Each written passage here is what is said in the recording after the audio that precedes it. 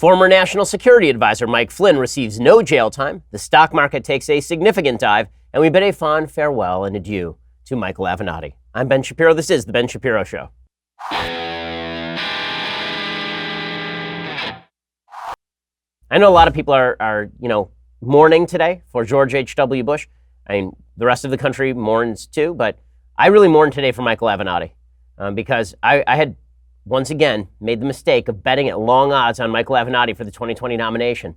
And once again, I learned my lesson. Never bet on presidential politics. We will get to all of the latest in news in just 1 second. First, let's talk about your impending doom. So the fact is that at one point we will all plot. And when we do, we want to make sure that our family is taken care of because we're responsible human beings, those of us who listen to this show. And that is why you ought to go check out Policy Genius. Most folks don't like thinking about dying because it's depressing. And they definitely don't like thinking about insurance, which is even more depressing than death. But you should go get life insurance right now at Policy Genius. It's the easy way to get life insurance. In 10 minutes, you can compare quotes from top insurers to find the coverage you need at a price you can afford. From there, you can apply online. The unbiased advisors at Policy Genius will handle all the red tape, leaving you free to do the things you actually enjoy. And Policy Genius doesn't just make life insurance easy. Whether you're shopping for disability insurance to protect your income or homeowners insurance or auto insurance, they can help you get covered fast. If you've been intimidated or frustrated by insurance in the past, well, you can overcome that with PolicyGenius.com. Go check it out, PolicyGenius.com, to get your quotes and apply in minutes. You can do the whole thing on your phone right this very instant. Policy Genius is indeed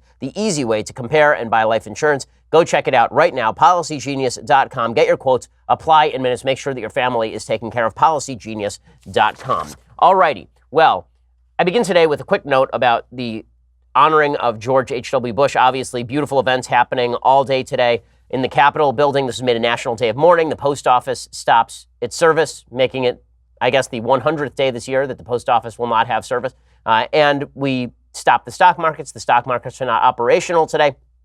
And while I appreciate the national mourning for George H.W. Bush, I do have to note that I do agree with Charles Cook over at National Review, who suggests that as a general matter in a republic, we probably should not do the sort of royalist routine where whenever somebody dies in a non-tragic fashion, it's not JFK's assassination or Lincoln's assassination or something, that having these days where the entire country sort of stops dead because an elected president is given state honors this way, it's kind of monarchic in nature. It's not particularly democratic or Democratic-Republican in nature. Charles Cook writes that today. He says, irrespective of whether he was a great man or a poor one, George H.W. Bush was a public employee. He was not a king. He was not a pope. He did not found or save or design the republic. To shut down our civil society for a day in order to mark his peaceful passing is to invert the appropriate relationship between the citizen and the state and to take yet another step toward the fetishization of an executive branch whose role is supposed to be more bureaucratic than spiritual, but has come of late to resemble Caesar more than to resemble Coolidge. I think that is basically right, and that is not a rip in any way on George H.W. Bush, who I discussed at length yesterday, and who I said yesterday was a very good man, if not a great president. So, again, I think that it is worthwhile asking ourselves whether we have an accurate view of the presidency and of the executive branch as a whole. And that is not meant, again, to be any sort of rip against George H.W. Bush or anyone else. Just remember that all of the honors that are now being paid to George H.W. Bush will in the future be paid to President Jimmy Carter, who I think is not a good human being. I think he's kind of an execrable human being. But I guess that since the precedent is that we're now going to do this with every president, then we are going to do it for every president who passes away from now on. Again, I'm with Charles Cook on this particular question. Okay, in real news, and because it's not really news that there are memorial services going on in Washington, D.C. today, in real news, the big news that happened yesterday is the sentencing of Mike Flynn. So here is how things went down. Basically, Mike Flynn has been recommended to have no jail time. Special counsel Robert Mueller told the federal court yesterday that former Trump National Security Advisor Michael Flynn has given substantial assistance to the Russia investigation and should not get jail time. Flynn has sat for 19 interviews with the special counsel and other Justice Department offices, and his early cooperation gave prosecutors a roadmap for their Russia investigation and may have helped to encourage others to cooperate, according to the filing. The new details explaining how Flynn has helped the special counsel investigation will ratchet up the pressure on President Donald Trump, according to CNN, who has repeatedly attacked the Mueller probe as a witch hunt. Okay, so what exactly happened in the Mueller filing about Michael Flynn? Well, according to Mueller's filing, Flynn has been helping investigators longer and on more Justice Department probes than had previously been known. The sheer amount of redacted text in the filing suggests those details are not ready to be unveiled, signaling that Mueller's investigation continues along with other investigations with which Flynn helped. And if you actually take a look at the sentencing memo that came down and the Mueller filing, an enormous amount of text is redacted, meaning that it's been blacked out, so it's not visible to public scrutiny. Supposedly, the rationale for this is that Mueller does not want to give clues to potential defendants as to what he is doing at this point. Flynn began cooperating with the Russia probe shortly after Mueller's team approached him, said prosecutors, and that early cooperation boosted investigators' understanding of what happened during the campaign. Flynn pled guilty to lying to federal investigators on December 1st, 2017, becoming the first high-ranking Trump advisor to agree to formally cooperate with the special counsel's probe. According to the memo, his early cooperation was particularly valuable because he was one of the few people with long-term and first-hand insight regarding events and issues under investigation. Additionally, the defendant's decision to plead guilty and cooperate likely affected the decisions of related first-hand witnesses to be forthcoming with the special counsel's office and cooperate, according to prosecutors. So basically, they're saying that because they got Flynn first, other people decided that they were going to cave as well and talk to the Mueller investigation. Now, we still don't know what exactly Mike Flynn has told the Mueller investigation. And recall that the charges against Mike Flynn were very weak to begin with. They were very weak to begin with. In fact, the way that the charges against Mike Flynn were originally put forward, the way that these charges were originally put forward on the basis of a Logan Act investigation. So for folks who don't remember exactly why Mike Flynn was originally prosecuted, why he was originally investigated, basically the suggestion was that Mike Flynn, after being appointed National Security Advisor-elect, right? Trump had not yet taken office. He was talking with the Russian government about a variety of issues, and then he lied to the investigation, the FBI investigation about whom he had talked to, and this became an ancillary crime. Now, it is not a crime for the incoming National Security Advisor to talk with the Russian government. And for all the talk about, oh, well, it's a Logan Act violation, he's operating his own foreign policy. If that's the case, then we ought to prosecute John Kerry for talking with the Iranians while Trump is president and operating his own foreign policy. There has not been a Logan Act violation that has been successfully prosecuted in a century or more in the United States. This is an act that probably is unconstitutional in the first place. In any case, the attempt to get Michael Flynn from the beginning was deeply flawed. Byron York points this out today over at the Washington Examiner. He says Michael Flynn has been waiting for more than a year to be sentenced. The retired three-star Army general, who spent 24 days as the Trump White House National Security Advisor, pled guilty on December 1st, 2017, to lying to the FBI in the Trump-Russia investigation and agreed to cooperate with special counsel Robert Mueller. Flynn's sentencing, which has been delayed a number of times for reasons that have never been disclosed, is scheduled to finally take place on December 18th. Late Tuesday, Mueller filed what is called a sentencing report, citing Flynn's substantial assistance to the investigation. Mueller recommended a sentence at the low end of the guideline range, including a sentence that does not impose a period of cooperation.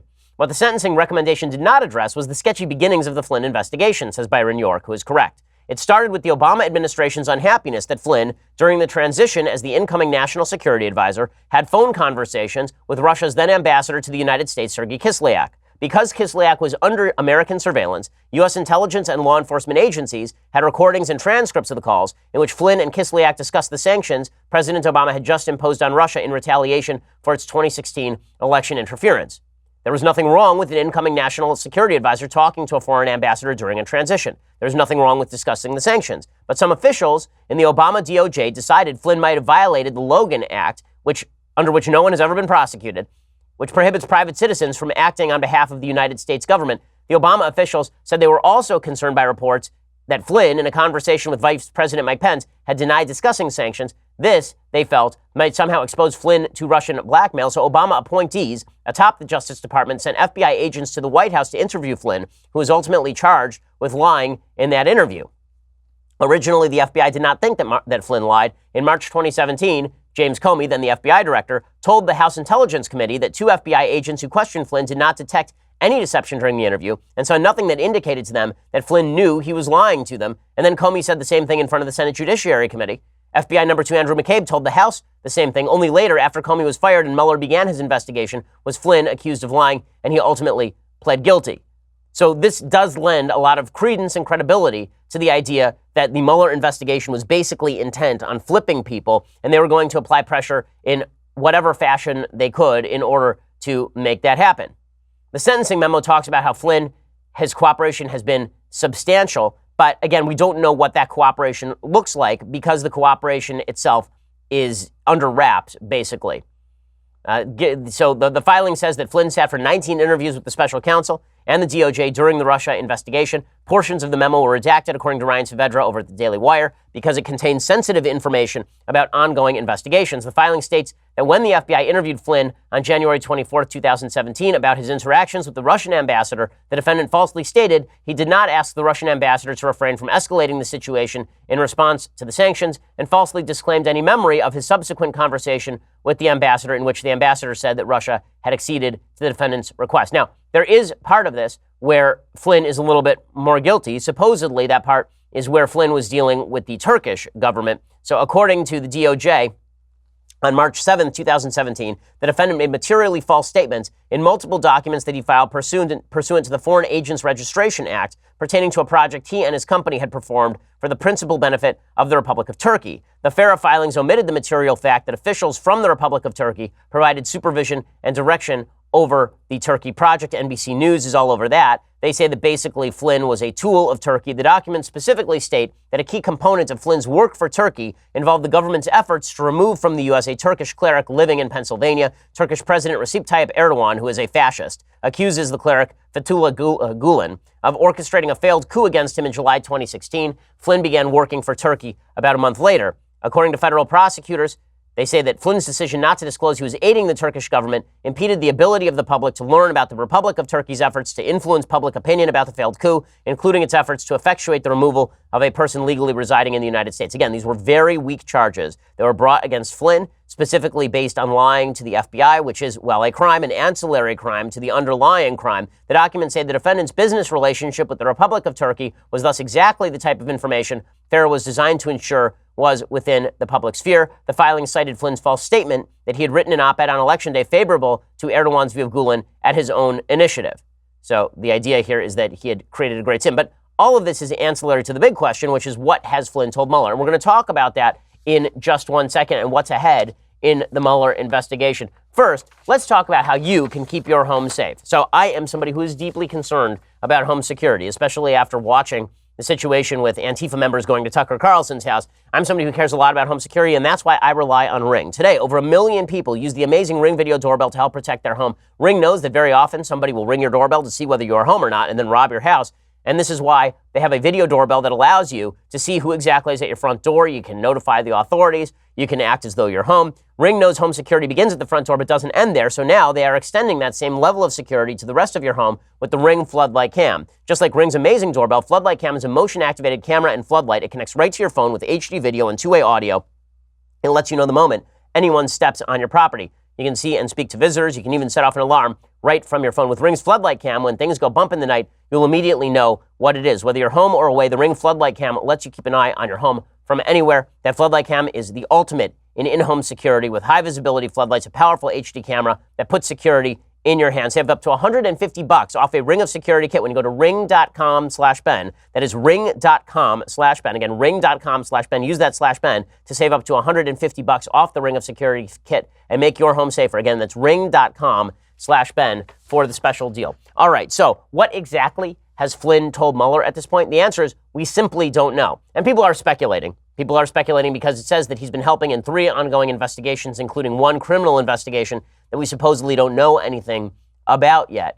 Maybe that has to do with Donald Trump. Maybe it doesn't have to do with Donald Trump. Suffice it to say that nothing in the Flynn sentencing recommendation points to any further evidence of Trump-Russia collusion in the 2016 election alone. More damaging is a letter that was sent by Roger Stone to the Senate Judiciary Committee this week. So Roger Stone obviously has been accused, is a Trump friend and kind of a dirty politics guy. Roger Stone was supposedly the cutout for WikiLeaks, funneling information to the Trump campaign, maybe back and forth is the accusation by the left. Well, his attorney, Grant Smith, sent a letter to Dianne Feinstein, the ranking minority member on the Senate Judiciary Committee, saying that Stone is going to plead the fifth. The letter says, on the advice of counsel, Mr. Stone will not produce the documents requested by you in your capacity as ranking minority member of the Judiciary Committee. The requests, as previously stated to staff, are far too overbroad, far too overreaching, far too wide-ranging, both in their all-embracing list of persons to whom the request could relate, with whom Mr. Stone has communicated over the past 3 years, and the documents concerning imposition of the requests. For the additional reasons set forth below, Mr. Stone respectfully declines to produce any documents and declines the invitation for an interview.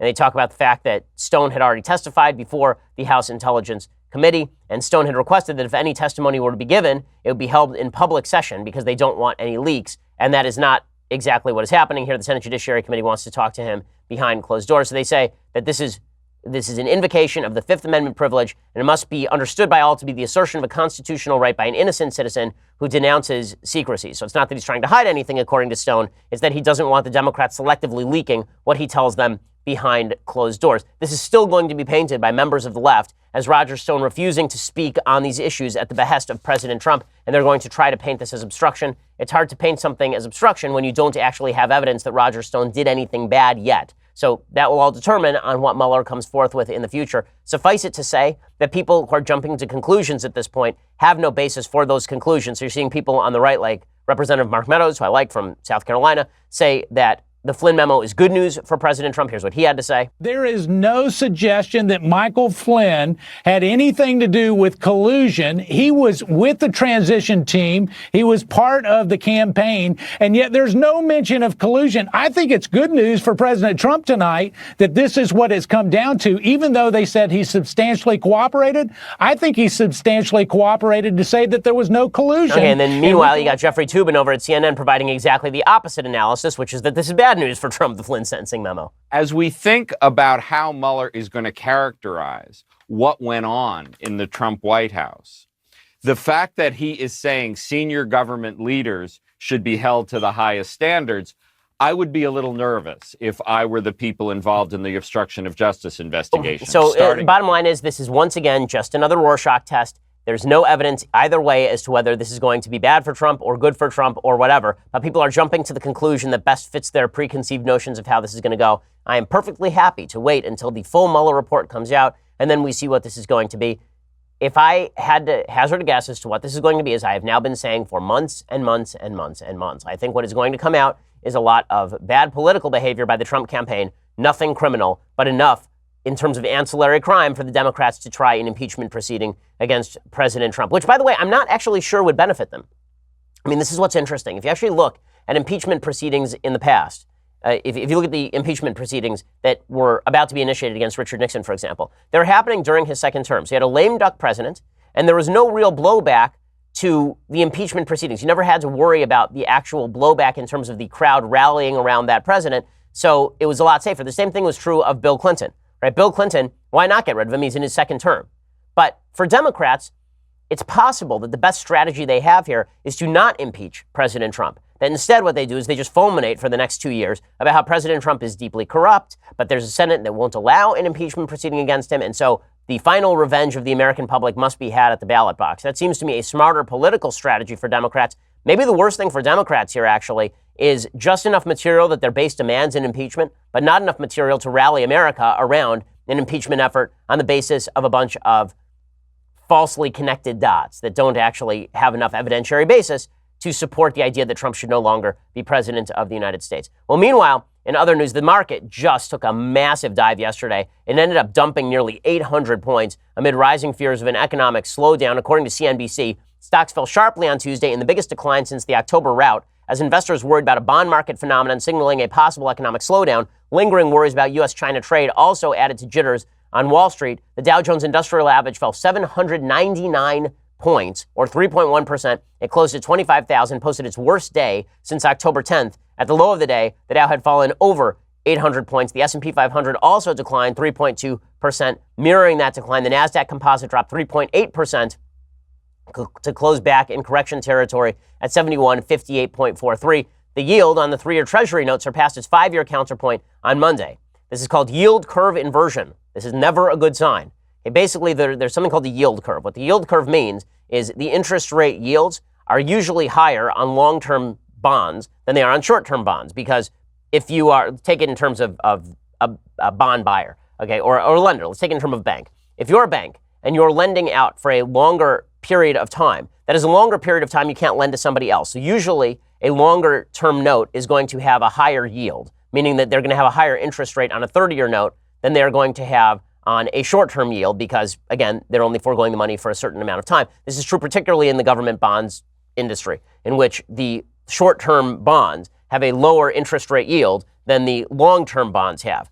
But if people are very uncertain that over the long term they're going to get their bonds paid back, then you have yield curve inversion. If they think the economy is going to take a dive, then they would rather invest in the short term. They'd rather invest in short-term bonds that pay off in big ways in the next 6 months than they would invest in a long-term bond that pays off in 10 years. And so that's a yield curve inversion. It's usually an indicator that people are seriously worried about an economic recession. Again, this is what CNBC talks about when they say the flattening yield curve caused investors to bail on bank stocks in concern that the phenomenon may hurt their lending margins, right? Because banks tend to mirror the bond rates. And so it is possible that banks are not going to be able to lend at the same rates they were able to lend at before. None of this is good for the economy, and that is exacerbated yesterday by President Trump and his policies on trade. We'll get to that in just 1 second. And then I want to get to the Democratic 2020 candidacies, which are heating up and simultaneously cooling down. But first, let's talk about preparing for disaster. Every time you put money in a 401k or an IRA, or you put jumper cables in your vehicle, or you purchase health insurance, you are prepping, right? You're preparing for the possibility or eventuality of something bad happening to you, which all makes sense. And the same goes for building a food storage plan. The government suggests that in case of natural disaster, you're supposed to have a certain amount of food and a certain amount of water on hand, and you should. Right? I mean, we just saw this massive earthquake over in Alaska. I live in California, where everybody is worried about the big one. And the fact is that we do have an emergency food supply at my house. You should too. The best way to prepare is with My Patriot Supply. Right now, they are offering their lowest price of the year on 2 popular emergency food kits. Go to my special website, preparewithben.com, to see them both and order. These food kits include breakfasts, lunches, and dinners that last up to 25 years in storage. So you buy it, you stick it in the closet, you forget about it, and then, God forbid, a disaster strikes, you're ready to go when other people aren't. Preparing with My Patriot Supply is indeed the smart thing to do, so go check them out right now at preparewithben.com. That's preparewithben.com. They are offering their lowest price of the year on 2 popular emergency food kits, so now's a great time to do this. Preparewithben.com. Go check it out, preparewithben.com. Okay, so the stock market took this major dump, and one of the reasons that it took this major dump is because President Trump was signaling yesterday that he was the tariff man. He tweeted out, "The negotiations with China have already started. Unless extended, they will end 90 days from the date of our wonderful and very warm dinner with President Xi in Argentina. Bob Lighthizer will be working closely with Steve Mnuchin, Larry Kudlow, Wilbur Ross, and Peter Navarro on seeing whether or not a real deal with China is actually possible. If it is, we'll get it done. China is supposed to start buying agricultural products and more immediately. President Xi and I want this deal to happen, and it probably will. But if not, remember, I am a tariff man. Capital T, capital M. Tariff man. Tariff man, doing whatever a tariff can. When people or countries come in to raid the great wealth of our nation, I want them to pay for the privilege of doing so. Trade is not actually a raid on the wealth of our nation. And when I go and shop at the grocery store is not raiding me. He says it will always be the best way to max out our economic power. So tariffs are the best way of maxing out our economic power. Has worked awesome in the past when it basically exacerbated the Great Depression and led to a global depression. We are right now taking in billions in tariffs. We took in $7.1 billion total in tariffs. That pays for a cup of coffee on the federal level. We spend about $7.1 billion every millisecond in Washington, D.C. And then he says, in all capital letters, make America rich again. Tariffs do not make you rich. Tariffs do not. If you refrain from trading with people who have a comparative advantage over you, you are poorer, not richer. Go try to grow your own materials for a sandwich. It will cost you $1,000. Or you could go to a restaurant and buy one for $5. It turns out that trade and mutually beneficial trade are the basis of any functioning economy. You know, President Trump is freaking out the market, and it ain't smart. He tweeted out this morning about how he's optimistic a deal will get done, but whipsawing between I want a deal, I don't want a deal, tariffs are great, tariffs are awful. Like, none of this is good for the long-term security of the market. What people want in the market is a certain level of predictability. Unpredictability in the market is a bad thing. You actually want a consistent level of regulation. You want a consistent level of taxation. You don't want policy bouncing around like a yo-yo, because when it does, I don't know whether to put my money in the market. Do you? Right now, do you feel secure putting your money in the stock market? I mean, maybe, maybe not. I don't know. Nobody really has a clue at this point. And that's because you don't know what policies are going to come down the pike any moment now. All of this is also being exacerbated by the fact that, politically speaking, we don't know what the hell is coming down the pike in 2020. President Trump has been extraordinarily business friendly in terms of regulation and tax policy, but all of that could change in 2020. The Democrats are obviously getting ready, and the Democrats have put their finger on what they think is the real problem. They think that the real problem is that Democrats are too smart for the American public. Now, I remember when they said this about Al Gore in 2000s. Oh, he was too wonky. That's what happened. George W. Bush spoke to the heart of the American people. But Al Gore, he was just too intelligent. It's amazing. When Republicans lose, it's because they're too mean, too vicious, too cruel, and too stupid. When Democrats lose, it's because they're too wonky, too intelligent, too brilliant, too nuanced. Weird how that happens. In any case, Mazie Hirono, who is one of the worst senators in America, she's a senator from Hawaii, she says that the real reason the Democrats lost in 2016 is because they have a hard time connecting with voters' hearts. We Democrats have a really hard time is connecting to people's hearts instead of here. We're really good at shoving out all the information that touch people here but not here. And I have been saying at all of our Senate Democratic retreats that we need to speak to the heart, not in a manipulative way, not in a way that brings forth everybody's fears and resentments, but truly to speak to the heart so that people know that we're actually on their side. Okay, the truth is the Democrats speak in much more emotional language than Republicans on a regular basis. And so the only real question is whether that is going to work or not. Now, one of the things that Democrats do in trying to speak to the heart is they pander like nobody's business. There's a study that we talked about on the show last week suggesting that for 30 years, 40 years, Democratic presidential politicians have talked down to black audiences specifically in an attempt to reach for the heart. And this is a form of the soft bigotry of low expectations. You're seeing this from the most calculated Democratic politicians. So I think the most hilarious example of this is Kirsten Gillibrand, who is the most mechanical politician since Hillary Clinton. I mean, she is a robot with a face.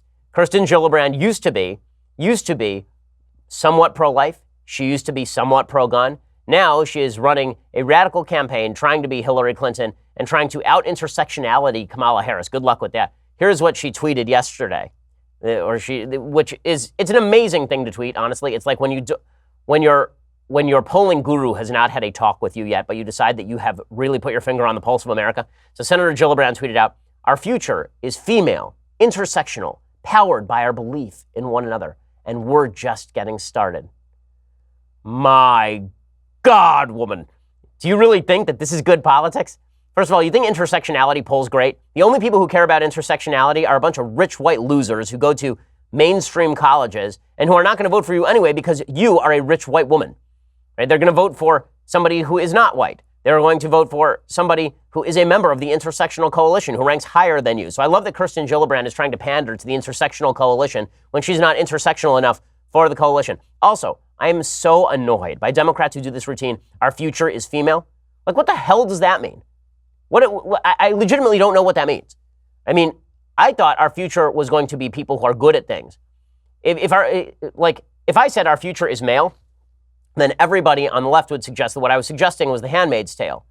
So when she says our future is female, is that what she's suggesting? That men are going to be chained up for purposes of reproduction? First of all, sounds great. Second of all, what? Like, I don't know where this is going. And then can we put that tweet back up for a second? I love her final line there. Powered by our belief in one another. Wow. Just like windmills. Powered by unicorn farts. Powered by our belief. You know what it's going to be? The future is a go-kart driven by a woman, which means it will crash more often, and powered by our belief in one another, powered by sunshine and sparkles, and powered by hugs. I can't believe that I never thought that our future would be female, intersectional, and powered by hugs. Sounds amazing. And she says, and we're just getting started. I don't even know what this means. What exactly does this mean? Also, it is mutually exclusive to suggest that our future is female, i.e. not male, intersectional, i.e. not white, and powered by our belief in one another. You don't believe in males or white people, so there's that. It's just amazing stuff. She's so mechanical. It's really hilarious. And this is part of the problem for a lot of Democrats. Authenticity is still a quality that matters in American politics. For all of his flaws, President Trump, dude's authentic. He can't claim that President Trump is not authentic. And if you say he's inauthentic, he's authentically inauthentic. And that hair, authentically inauthentic. Like all of these things, he's a real human. That's what's so astonishing about Donald Trump, is that he is such a real human, right? But for the Democrats, there's a marked lack of authenticity, and it's going to come out in the election, which is why I've always said I think that the the best shot that Democrats have in 2020 would be somebody like Joe Biden, who's authentically stupid, who's authentically Uncle Joe. Uncle Joe, by the way, said yesterday that he may be a gaffe machine, but at least he's honest. The man lost his 1988 presidential race because he was outed for plagiarism. Joe Biden is a congenital liar. He lies. This is a man in 2012 who said that Mitt Romney was going to re-enslave black people. And he's suddenly going to be your standard for lying and truth. I remember in 2012 when he debated Paul Ryan and he suggested that the United States had thrown the French out of Lebanon or something. It was like, what? You're just making up history now?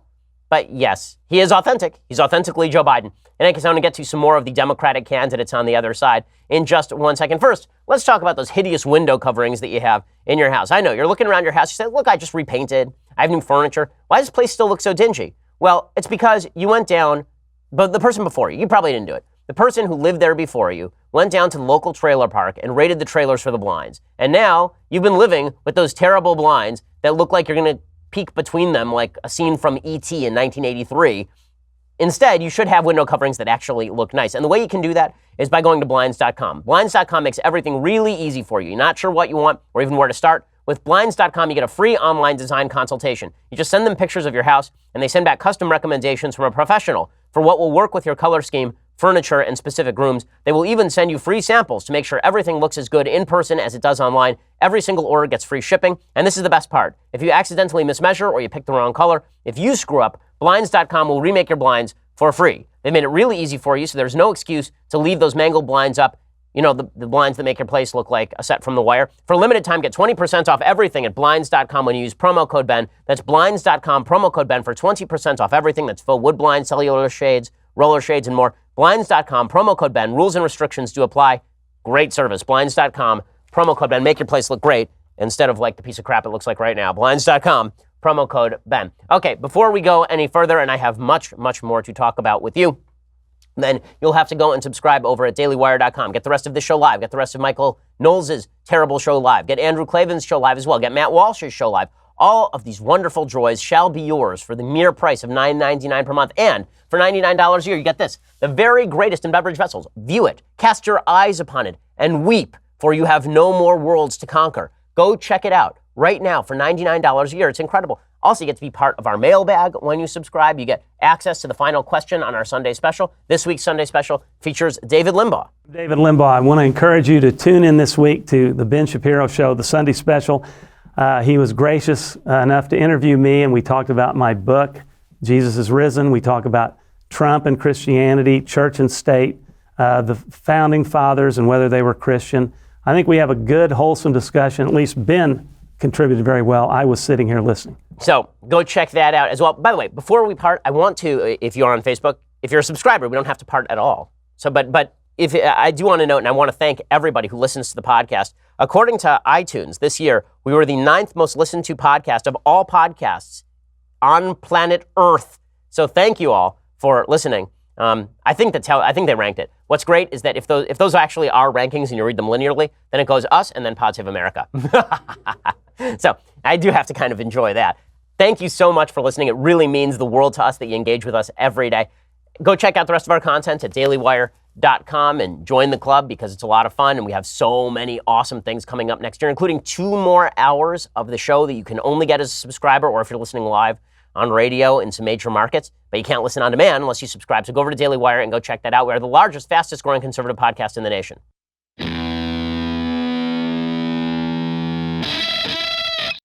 So let us speak of the other Democratic candidates. So the saddest story of the day is not the memorial for George H.W. Bush, because that's actually not sad. That's actually kind of, and we'll talk about it in a little while, it's kind of moving and wonderful in some way. Obviously, his death is very sad, but that we've talked about. The saddest story is that Michael Avenatti ruled out a 2020 bid. And I got to be honest with you, it's hard for me to do the show today. Like it's been very brutal for me, and I appreciate your condolences. I appreciate your thoughts and prayers. Michael Avenatti, as you know, was my black horse pick for 2020. He was the person who was going to shock the world by being the anti-Trump. And then he has released a statement yesterday, and I don't know how I'm going to go on, honestly. He says, after consultation with my family and at their request, I've decided not to seek the presidency of the United States in 2020. I do not make this decision lightly. I make it out of respect for my family, but for their concerns, I would run. So nothing really as nice as a guy saying he's not going to run for president because his children suck. That's pretty great. I love that he actually just says it out loud. If it weren't for my family, those jerks, I would definitely run. But now they're making me not run, which is why I'm a porn lawyer. He says, I will continue to represent Stormy Daniels and others against Donald Trump and his cronies and will not rest until Trump is removed from office and our republic and its values are restored. By the way, this is also called being a crappy lawyer. So when I hire a lawyer, that lawyer's job is not to turn my case into a political crusade against the person against whom I am filing a lawsuit. It's to win the lawsuit. But according to Avenatti, he's going to get Trump tossed from office. I mean, listen, before we bid a fond adieu to Michael Avenatti, it is important to note that if not for Michael Avenatti, Brett Kavanaugh might not be on the Supreme Court. So thank you to Michael Avenatti for that. It says, I will also continue with my nearly 20 years of speaking truth to power and representing those who need an advocate against the powerful. I remain concerned that the Democratic Party will move toward nominating an individual who might make an exceptional president but who has no chance of actually beating Donald Trump. The party must immediately recognize that many of the likely candidates are not battle-tested and have no real chance at winning. We will not prevail in 2020 without a fighter. I remain hopeful the party finds one. Basta. He didn't actually tweet the basta part, but he should have. So in any case, he is out. Michael Avenatti out, and a moment of silence for Michael Avenatti, who will go back to representing people who are receptacles of human fluids for money. Deval Patrick also says that he is not going to announce for president. So this reduces the ranks of possible Democratic candidates from 150,211 to 150,209. So former Massachusetts Governor Patrick Deval is set to announce he will not run for the Democratic presidential nomination in 2020, according to multiple reports. Now, why is that interesting? It's interesting because Patrick is close friends with Obama. And there was a lot of speculation that Deval Patrick was going to be endorsed by President Obama as sort of the Obama nouveau. He was going to be the man of color running from a liberal state who is going to sweep the nation with a red states and blue states were the United States routine. And remember, Obama cribbed a lot of his 2008 language directly from speeches by Deval Patrick. So Deval Patrick is out. Well, what this suggests is that President Obama is positioning himself behind someone else. Why? Well, Patrick apparently was worried about being able to stand out in a crowded primary. He says it's hard to see how you even get noticed in such a big, broad field without being shrill, sensational, or a celebrity. And I'm none of those things, and I'm never going to be any of those things. Well, the answer would be that he would get Obama's support or Michelle Obama's support, who's immensely popular. She's already sold 2 million copies of her memoir. So he is out, which is fascinating. There's been a lot of talk over the past couple of days that one of the reasons that he is out is because Barack Obama is mobilizing his team behind, get ready for it, Beto O'Rourke. So Beto, who lost a close Senate election to Ted Cruz in Texas, and the media tried to prop him up. They tried to make him the new thing. He's a talented politician, no question. It is amazing how Beto O'Rourke has been able to escape the intersectional politics of the left by paying homage to the intersectional politics of the left. Now, Beto versus Kamala Harris in Democratic primaries, how does that go? Who the hell knows? Because it is true that a disproportionate number of Democratic primary voters are black, and they tend to vote disproportionately for black candidates in Democratic primaries when available. So can Beto O'Rourke overcome that? Who knows? Also, who knows how this whole thing breaks down? Because remember, a lot of the Democratic Party primaries in these various states are not actually winner-take-alls. So you recall that in the Republican primaries, a lot of these states were winner-take-alls, so Trump would win like 31% of the vote in South Carolina, and then he would take all of the delegates. And that's how he built up this whopping delegate lead that allowed him to win the nomination. Well, a lot of the Democratic primaries are not that way. A lot of those Democratic primaries are proportional representation, which means that if you have 11 candidates in a Democratic primary and each of them are winning 9% of the vote, you could go to the convention without an obvious frontrunner, and the superdelegate procedures that were just trashed in order to sort of cater to Bernie Sanders, all of those superdelegates are no longer relevant. So you could actually see an enormous amount of chaos and infighting from the Democrats in 2020 with 1 million candidates running against each other, barring the possibility of a big name like Michelle Obama tossing her hat in the ring. And I'm not somebody who's going to completely discount the idea that Michelle runs. I think that there's a solid possibility that all of this has been a head fake, and that Michelle Obama says, listen, for the good of the country, we need someone unifying. I'm in. If she were to run, it would be a very, very bad thing for President Trump. She does have a lot of popularity still with the American public.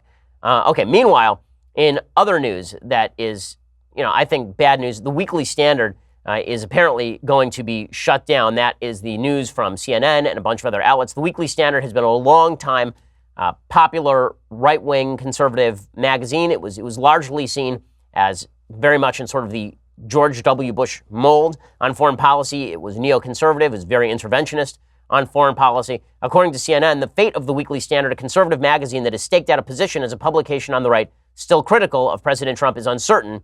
Editor-in-chief Stephen Hayes told staff in a series of phone calls on Tuesday, according to two people familiar with the matter. The magazine's precarious position comes after its leadership spent months searching for a buyer, the people told CNN. And those people explained that the Weekly Standard's leadership had butted heads with Media DC, the current publisher of the magazine, and that the two parties had agreed to allow Hayes to search for a new owner. However, Media DC recently informed the Weekly Standard's leadership that the company was no longer interested in a sale, those people said. Instead, the chairman of Media DC asked to meet with Hayes, and the basic assumption is that the Washington Examiner, which is owned by the same parent company, and is starting a new news magazine, which looks quite good, with Seth Mandel, my friend Seth Mandel, as the editor over there, that they are going to pick up all of the subscriptions that Weekly Standard has, and Weekly Standards will shut down as a brand. So there's been a lot of talk in both right and left-wing media about whether this is reflective of the fact that the Weekly Standard has been overtly anti-Trump throughout his presidency. And I think the answer is sort of yes. Now, that's not to suggest that Seth and the new Washington Examiner magazine are going to be pro-Trump MAGA rah-rah-rah. Seth is a guy who did not vote for Trump in 2016. His wife, Bethany, did not vote for Trump in 2016. A bunch of the staffers he's bringing on did not vote for Trump in 2016. But there is a difference between the Bill Kristol brand of people who didn't vote for Trump and have spent the last several years tearing down anything Trump tries to do, no matter how good it is, and a brand of people who are very skeptical and critical of Trump, but who are also more than happy to accept the gains that President Trump has provided to conservatives. And this manifests in a couple of ways. First of all, I think that the Republican base conservatives can take criticism of President Trump so long as those folks know that the criticisms are stemming from a place of conservatism and not from mere ire that Trump is president, and it's not just from animus. And the way you can tell the difference is, am I criticizing Trump on the basis of policy, on the basis of what I think is effective, or am I criticizing Trump because I think that Trump himself is a disgrace to the Republican Party and Republicanism, and everything good for Trump and good for conservatism is bad for America now? That is a real distinction. That's why people like Max Boot and Jennifer Rubin and Bill Kristol have largely been criticized by folks on the right, including folks like me, who have said, you guys have forgotten the thread. You've lost the thread of the argument. You can be critical of President Trump when he does something wrong, but he is the president of the United States, and you can even be critical of whether you think he's been overall good for the Republican Party, but to ignore the benefits and to pretend those benefits don't exist and to downplay and denigrate those benefits is not intellectually honest. I think that's been a lot of the backlash to folks like Kristol. Now, I don't think that applies, by the way, to a huge number of the staffers at the Weekly Standard. I think there are a ton of fantastic writers over at the Weekly Standard, a lot of great thinkers over at the Weekly Standard. I'm friends with a lot of those folks. I subscribed to the Weekly Standard when I was a teenager, and so I'm sad if the publication is shut down. I'm really sad to see that go. I'd like to see someone step in and save it if that's a possibility.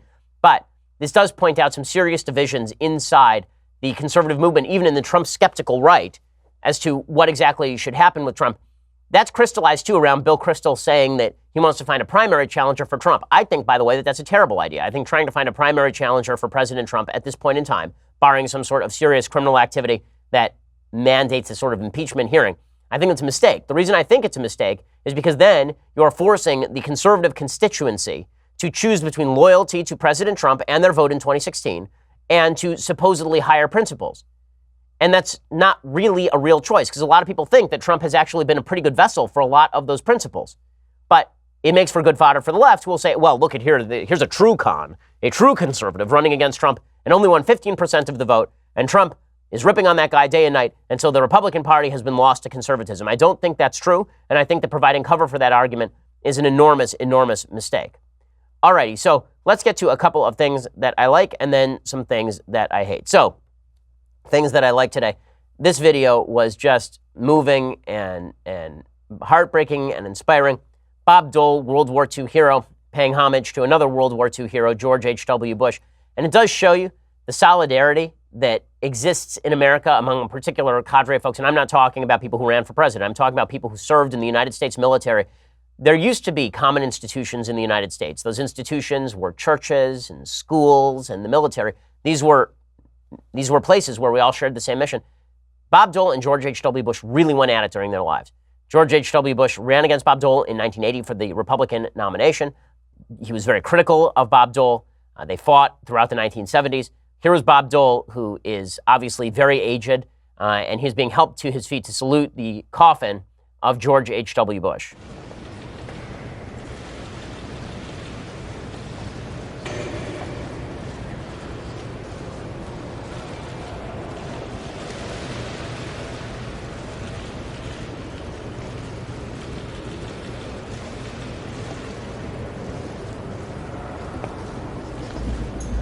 I mean, there's still solidarity behind certain principles in America. If we lose that solidarity, we lose everything.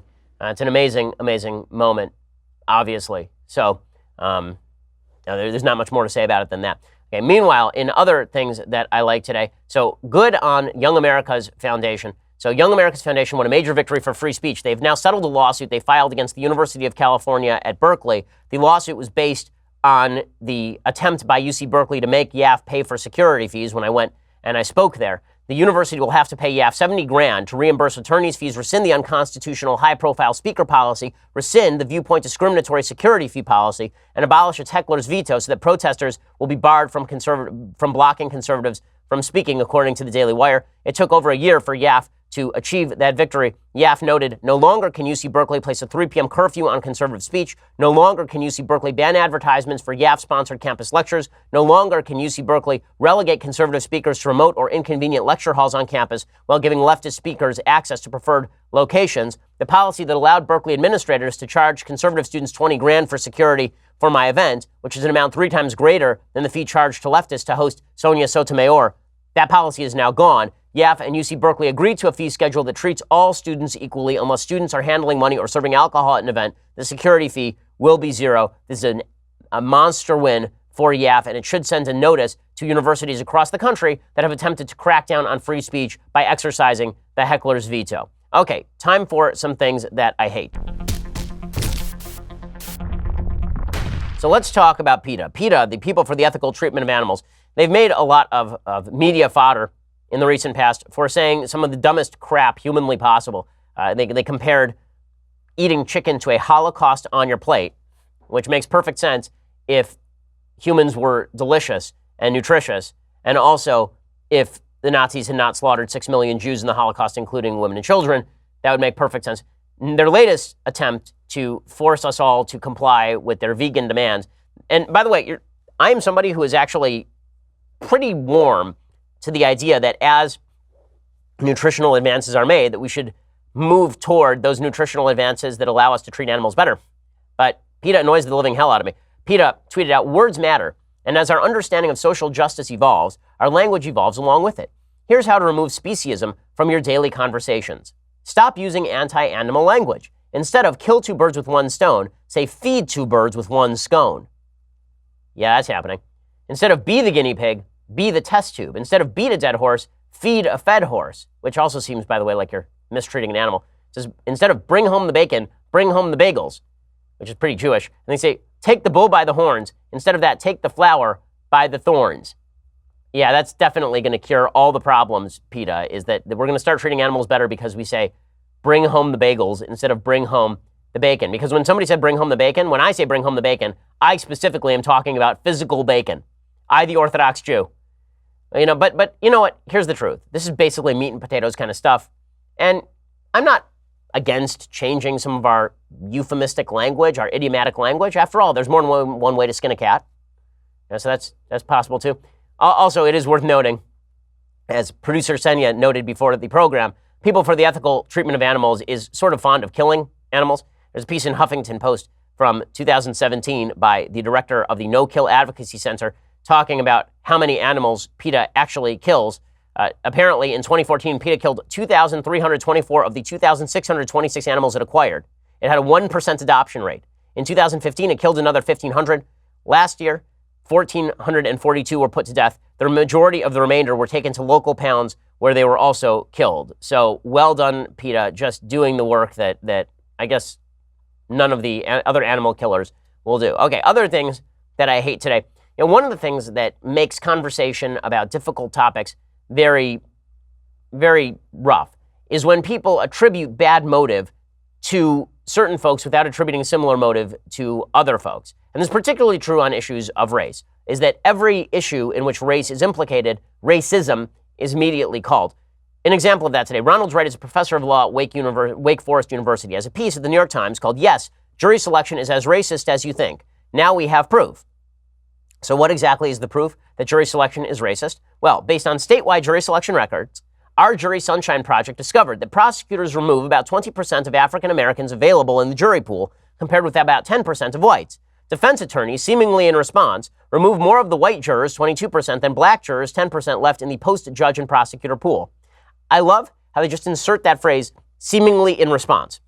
There's no evidence that it's seemingly in response, that it's like prosecutors say, you know what, we're going to remove black jurors from the pool because we're racist. And the defense jurors are like, you know what, to stop racism, we're going to dismiss white jurors. Obviously, what's happening here is that both defense and prosecutors are using race as a proxy for political viewpoint when it comes to matters of crime. That's what's obviously happening here. Now, is that racism? Well, it's what Thomas Sowell would call discrimination type 2. So Thomas Sowell, we've talked about this on the program before, the economist Thomas Sowell, who is black, obviously, he has a book called Discrimination and Disparities, or Disparities and Discrimination.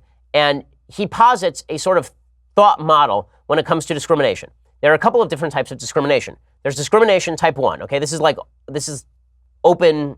Discrimination type 1 is you discriminating based on what sort of food you want for dinner tonight. That's you discriminating on the basis of who you want to marry, right? That discrimination is just a choice. Then there's discrimination type 2, which is I hate members of a particular race or think that members of a particular race are lesser on the basis of biology. That would be racism.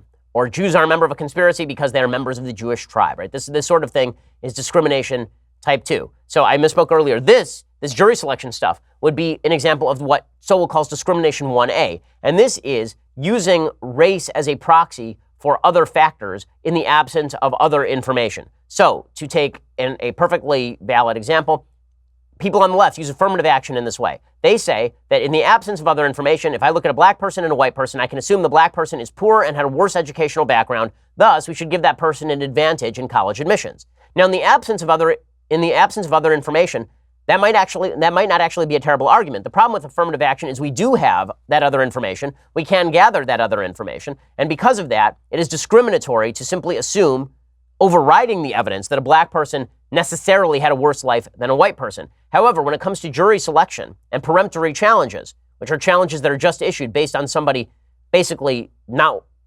thinking that you're going to vote with them in a jury pool, this is discrimination 1A, which is the same sort of discrimination that is used by taxi drivers in New York, both black and white, who have refused to pick up passengers of different races at the same rate because they are using race as a proxy for criminal behavior. Now, is that racism, or is that simply using a form of discrimination in the absence of better information? And so in the case of taxi says this is why Uber is really good, because you can actually have drivers know something about the passengers before they pick them up, right? You have a passenger rating and you can tell whether they are safe or not. And as a passenger, you actually have to submit your ID to Uber when you first get an Uber account, for example. This is why we need more information, not less information, but to attribute jury selection to racism on behalf of the prosecutors, but not racism on behalf of the defense, is to ignore the real issue when it comes to jury selection, which is people using race as a proxy for political viewpoint, and instead suggest that it's just that prosecutors hate black people, which is obviously not the case. Another example of this, Adam Serwer has an article over at The Atlantic in which he talks about a judge named Farr. The guy's named Thomas Farr, and he was nominated for the federal bench. And the Justice Department identified Farr, an attorney for Jesse Helms, the senator from North Carolina who used a lot of race baiting when he ran for office in 1984 and 1990. For example, in 1984, he put out flyers saying, look how the Democrats are registering so many black voters. Right? I mean, like, pretty obvious race baiting and racist activity. The Justice Department identified Farr, an attorney for Helms, as aiding the Helms campaign effort to keep black voters from the polls, particularly in 1984. And then Farr had defended gerrymandered maps that were drawn with race as a concern. And basically what happened with this nomination is that Senator Tim Scott was notified about all of this. And so Scott sank the nomination. Senator Scott, in accordance with Jeff Flake, also sank the nomination. But it wasn't just them, right? Marco Rubio came forward and he said, as I study this more, I have serious questions about this. This was not good enough for Adam Serwer over at The Atlantic, who says that the problem is that Republicans are willing to overlook racism unless it's Tim Scott notifying them of such. Right? So basically, he argues much has been said about the diversity of the incoming class of Democratic freshman representatives and about the corresponding whiteness of the Republican delegation. Until the Republican Party is beholden to diverse constituencies, until its base properly regards attacks on the rights to vote as attacks on democracy, until it sees its path of power in appealing to minority voters rather than disenfranchising them, it will continue to produce more Thomas Farrs than Tim Scotts, except for the fact that the Republican Party was going to vote down one of President Trump's own nominees. Jeff Flake is a white guy in the Republican Party. Marco Rubio is a Hispanic guy inside the Republican Party. All it took was a couple of votes to kill Thomas Farr's nomination, and it was killed. So this argument doesn't actually follow. Attributing Farr going down to Republican racism is a weird argument. When's the last time a Democratic nominee went down because somebody in the Democratic caucus objected to intersectionality language from the Democratic nominee? Okay, so again, this is not to say that there isn't racism among certain Republicans. I'm sure there is. And of course, I know there is. But that is not the same thing as suggesting that the Republican Party is overtly racist because they listened to Tim Scott. Very, very strange argument. Okay, so we will be back here tomorrow with all of the latest. We're going to be broadcasting from Washington, D.C. tomorrow. So we will see you then. I'm Ben Shapiro. This is The Ben Shapiro Show. The Ben Shapiro Show is produced by Senya Villarreal, executive producer Jeremy Boring, senior producer Jonathan Hay. Our supervising producer is Mathis Glover, and our technical producer is Austin Stevens. Edited by Alex Zingaro. Audio is mixed by Mike Caramina. Hair and makeup is by Jesua Alvera. The Ben Shapiro Show is a Daily Wire Forward Publishing production. Copyright Forward Publishing 2018.